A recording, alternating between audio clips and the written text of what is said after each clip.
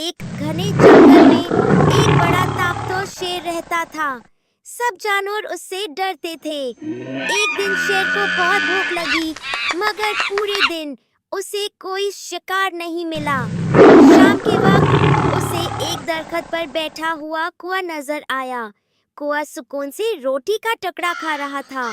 शेर ने सोचा, अगर मैं उस कुएं को डरा दूं, तो शायद ये रोटी गिरा देगा और मुझे खाने को मिल जाएगा।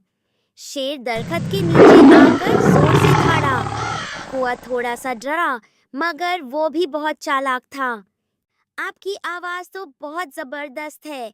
क्या आप मुझे अपना गाना सुना सकते हैं? उसने गाना गाने के लिए मन्ना खोला और जोर से आवाज निकाली। उसी वक्त कुआं फौरन अड़ गया और अपनी रोटी भी साथ ले गया। शेर हैरान रह गया